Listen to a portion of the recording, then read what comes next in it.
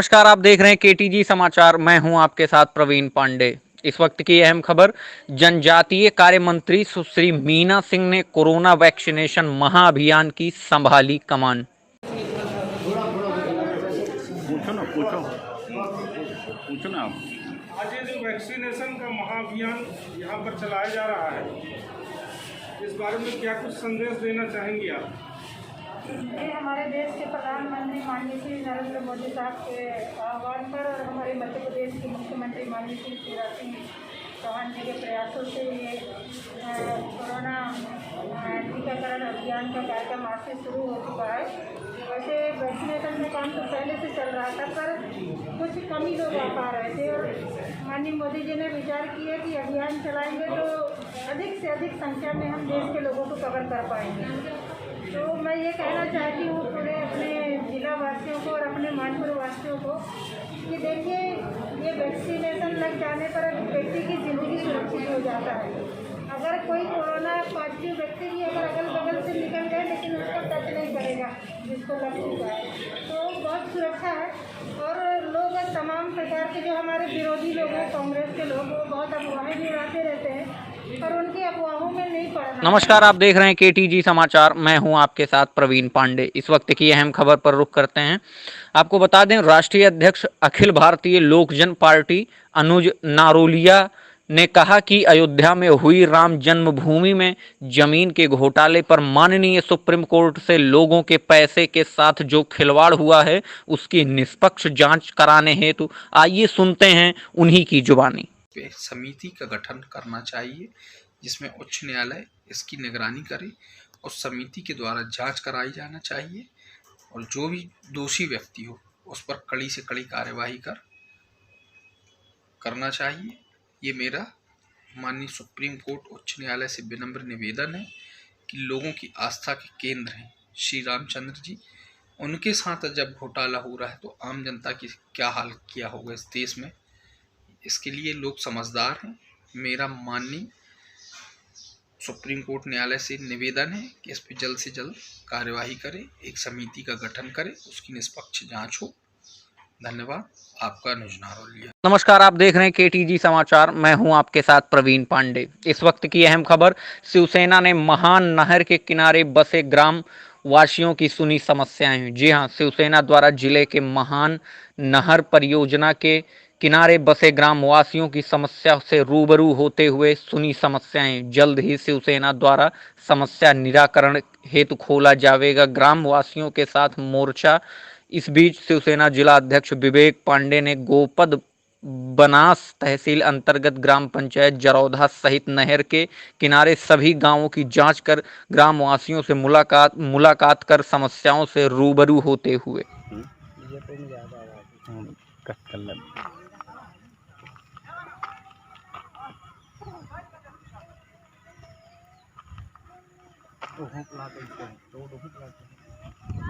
दोनों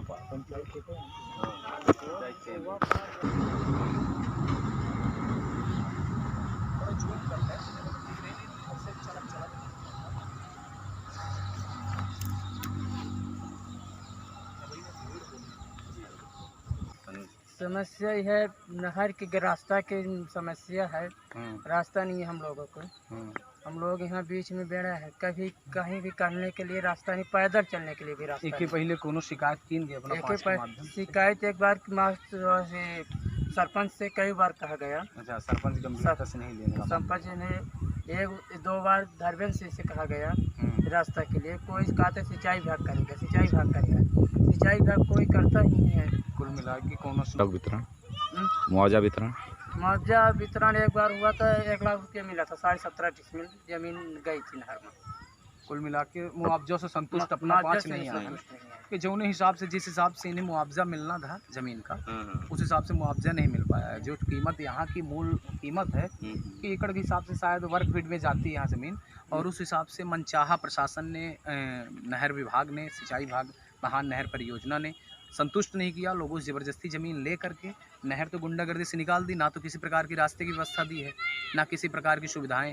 आज के लिए अगर कोई ऐसी घटना घटती तो इसकी जिम्मेदारी कौन लेगा?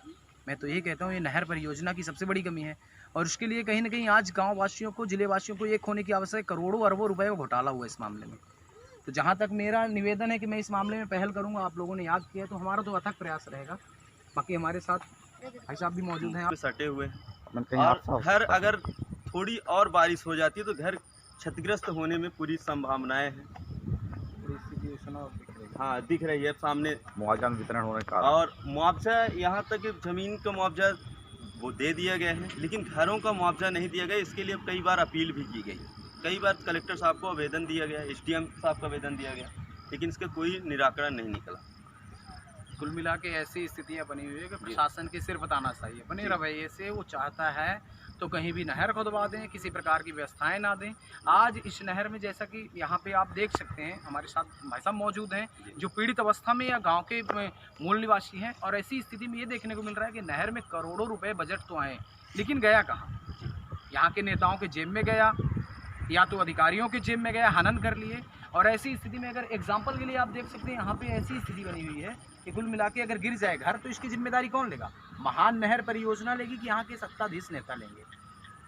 अगर दायित्व दी गई है तो उसका निर्वहन नहीं कर रहे हैं और उसका हनन कर रहे हैं, तो ये क्षेत्र की जनता बिल्कुल बर्दाश्त नहीं करेगी। इस मामले में आज चर्चाएं भी हुई आप लोगों से, और इस मामले में पहल भी की जाएगी। हमारे गांव के सभी भाई बंधु साथ भी दें और आवाज़ को बुलंद करें, और समस्याओं को लेकर आगे आए हैं। शिवसेना उनके साथ खड़ी हुई है। जब भी आवश्यकता पड़ेगी आपके साथ मैं आर या पार की लड़ाई लड़ने के लिए तैयार हूँ। आपके अधिकारों का हनन मैं नहीं होने दूंगा। आपके द्वारा सूचना दिया गया है? जी, वहाँ पे कलेक्ट्रेट में आवेदन दिया गया है, जिसकी रिसीविंग तो नहीं मिल पाई है, लेकिन आवेदन में ये बोला गया कि इसका निराकरण किया जाए। मौखिक रूप से आपको आश्वस्त किया गया था जी जी कि आपकी समस्याएं निराकरण, लेकिन किसी प्रकार से निराकरण नहीं हुआ। बता तो रहे कि वही रसगुल्ला मारते पड़े रहते हैं, इनको कुछ काम करना है नहीं।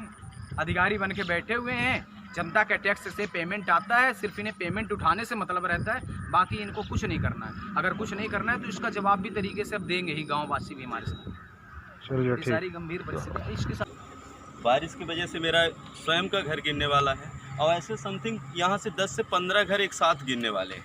अगर दोबारा ऐसी बारिश की जाती है और तो 10 से 15 घर गिर जाएंगे। और अगर बारिश हो जाती है तो यहाँ पे ऐसे 50 घर हैं जहाँ लोगों को निकलने का या मार्केट या कहीं भी जाने की सुविधाएं नहीं है। कहीं पे पुल का निर्माण नहीं किया गया है, जहाँ पे आने जाने में लोगों को समस्याएं हो रही है ना। और ये तो आपके द्वारा कुछ शासन से जी शासन बातचीत से किया गया? इसके बारे में आवेदन दिया गया है, लेकिन शासन को कोई सुनवाई नहीं की गई। सुनवाई भी नहीं की गई, और ये कोई छोटी समस्या नहीं है, पूरे जिले की समस्या। मतलब यहाँ से ये महान नहर परियोजना शुरू हो रही है। जी, कहा जाए तो ये आपका कौन सा पंचायत लगता है? ये जरौधा हाँ, पंचायत। जरौधा पंचायत। जरौधा पंचायत की बात करें तो ये जरौधा पंचायत की समस्या नहीं, जरौधा पंचायत में लगे हुए जो सटे हुए नहर से घर हैं उनकी स्थिति आप देख सकते हैं। ऐसी स्थिति बन चुकी है, किसी भी वक्त अगर पानी 2-4 बार गिर जाए तो देख रहे हैं ना उधर की मिट्टी खिसक रही है। तो ऐसी स्थिति में इनका तो बड़ा मुश्किल हो गया है। लेकिन एक जिले की पूरी समस्या है, पूरे जिले के जितने भी गांव फंस रहे हैं ये महान नहर परियोजना में, ये समस्या है। लेकिन किसी प्रकार से गंभीरता से नहीं लिया जा रहा है, और इसे गंभीरता से प्रशासन को लेना होगा। लेकिन ऐसा दिन ना आए कि जनता को आक्रोश होना पड़े, इससे पहले वो अपने दायित्वों का निर्वहन। में ये भी बोला गया कि सर ऐसा होता है तो हम लोग के घर के मुआवजा का वितरण किया जाए, जिससे हम लोग अलग से दूसरा घर बनाएं। अच्छा, आपका इसमें वितरण वगैरह दिया गया था? जी, एक्चुअली 2011 में थोड़ा हमारी जो जमीन है वो पटवाई द्वारा बोला गया कि थोड़ा सी जमीन आपके पीछे है, जिसमें आपका ना घर फंसेगा ना तो आपकी ज़्यादा जमीन जाएगी, थोड़ी सी जमीन आपकी जाएगी, जिसके बदले में वो दस्तखत कराने के बाद 10 डिसमिल जमीन मेरी ले ली गई, जिसका मुआवजा मुझे 57,000 रुपये दिया गया, मात्र 57,000 रुपये, है ना। उसके बाद यहाँ से जब निकलने लगी रोड तो बोले आपका घर भी फंस रहा है, ठीक है, और यहाँ तक पेड़ पौधे जो नलकूप वगैरह हैं सब कुछ एक साथ कर लिया गया। और फिर जब हमने लोगों ने शासन से गुहार लगाई कि सर आप अगर ठीक है आप ले रहे हैं तो कम से कम हमारे घरों का मुआवजा दे दिया जाए, जिससे हम लोग अलग घर बना सके, बिल्कुल अलग घर बना सके। बाकी गरीब लोग हैं भाई, बिना मिले तो कैसे काम हो सकता है ना। साथ में इसके साथ ही जो आपके घर फंस रहे हैं, इसके सिवा भी और जो घर फंसे हुए हैं उनसे क्या कैसा व्यवस्थाएं उन्हें दी गई है? कुछ नहीं, कोई व्यवस्थाएं मुआवजा वगैरह नहीं नहीं दी दी गई। गई। मुआवजा बस वही जमीन का थोड़ा थोड़ा, किसी को 10,000, किसी को 20,000, यानी समथिंग किसी को 1 लाख के अंदर ही दिया गया है मतलब मुआवजा। कुल मिला के महान नहर परियोजना विभाग द्वारा, जिला प्रशासन द्वारा तानाशाही पूर्वक जमीन ले ली गई और जमीन लेने के बाद मनचाहा तरीके से उन्होंने पैसा दे दिया। अब वो 30,000 रुपये में वो अपना जीवन यापन करें या कुछ भी। महोदय जी ये भी ध्यान दीजिए कि क्या 30,000 रुपये में किसी की ज़मीन की वजह से वो खेती कर पाएगा या जीवन यापन चला पाएगा? 10-10 डिसमिल जिस लोकेशन में ये ज़मीन दिख रही है वर्क फीट के हिसाब से, तो 30,000 50,000 रुपये कोई अमाउंट नहीं है। लेकिन फिर भी आपको संतुष्ट करना था। अगर घर गिर जाता है तो इसकी जिम्मेदारी भी कोई नहीं है, प्रशासन किसी प्रकार की ना आपको मुआवजा दिए ना तो किसी प्रकार का संतुष्ट किए, वही तानाशाही पूर्वक। तो इस मामले में जो है तो आज हमारे साथ भाई साहब मौजूद भी हैं और मामले की जानकारी भी दे रहे हैं, लेकिन इस मामले में गंभीरता ली जाएगी और जो भी होगा तो अगर क्षेत्र की जनता को अगर मैदान में उतरना पड़े तो मैदान में उतरना पड़ेगा। अगर आंदोलन जिस रूप से करना पड़े, अगर प्रशासन नहीं मानता है, उग्र होना पड़े, तो उसके लिए भी शिवसेना सदैव साथ में है ग्रामवासियों के साथ। कोई बस यही कि और नमस्कार सर, सबसे पहले सब तो आपका परिचय मैं जानना चाहूँगा।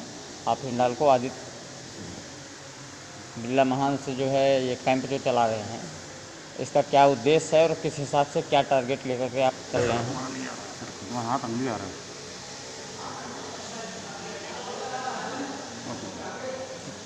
मैं डॉक्टर अशेष शरण, मैं हिंडाल्को महान हॉस्पिटल का CMO हूँ और हिंडाल्को महान एल्युमिनियम की तरफ से और हमारे मुखिया श्री रतन समानी और हमारे मानव संसाधन अध्यक्ष श्री विश्वनाथ मुखर्जी, CSR हेड हमारे यशवंत कुमार, इन सब के सौजन्य से मिलकर हम लोग एक मेगा वैक्सीनेशन कैंप हमारे महान एम्प्लॉइज़ ने रखा है, जिसमें हम अपने महान एम्प्लॉइज़ के सारे वर्ग के लोग को सम्मिलित किए हैं।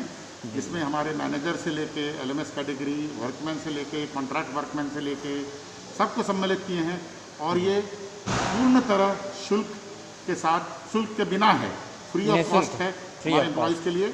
हमने वैक्सीनेशन सीरम इंस्टीट्यूट से खरीदा है और हम अपने एम्प्लॉइज़ को फ्री में ये वैक्सीनेशन मेगा वैक्सीनेशन कैंप के थ्रू इस पूरे सप्ताह लगाएंगे। इस वैक्सीनेशन का टारगेट क्या है सर, किस हिसाब से मतलब चल रहा है? हमारा कितने दिनों तक ये चलेगा आपका? हमने अभी 2000 वैक्सीनेशन ऑर्डर किया है सर। 2000 वैक्सीनेशन हमको परसों ही मिला है सीरम इंस्टीट्यूट पुणे से सर। और हमने ये टारगेट लिया है कि हमारा जो टारगेट है वो 100% एम्प्लॉइज़ एंड कॉन्ट्रैक्ट वर्कमैन का है। तो अभी हमने 2000 का वैक्सीनेशन लिए। इसके पहले हमने गवर्नमेंट के जितने भी कैंप्स लगे हैं उसमें पूर्ण तरह से अपने एम्प्लॉइज़ को, चाहे वर्कमैन हो, चाहे कॉन्ट्रैक्ट वर्कमैन हो, चाहे मैनेजर लेवल के लिए हो और उनके परिवार को भी हमने पूर्ण लेवल से सबका वैक्सीनेशन करवाया है और अभी भी करवाते रहेंगे। हमारा मकसद ये है कि 30 जून तक हम अपने सारे एम्प्लॉइज़ और उनके फैमिली मेम्बर्स को 100% वैक्सीनेशन का जो पालन करेंगे। और वैक्सीनेशन की ज़रूरत पड़ेगी तो हम और वैक्सीनेशन सीरम इंस्टीट्यूट से खरीद के मंगवाएंगे। ये अभियान आपका सर कब तक चलता रहेगा? ऐसे हम तब तक चलाते रहेंगे जब तक हम 100% का जो टारगेट हमारे मुखिया ने दिया है, श्री रतन समानी जी ने दिया है, तब तक हम लोग इसके पीछे पड़े रहेंगे ताकि हम अपने सारे एम्प्लॉइज़ को 100% एम्प्लॉइज़ को वैक्सीनेशन करवा दें ताकि हम कोविड को अपने महान से दूर रखें। Okay, thank you very much.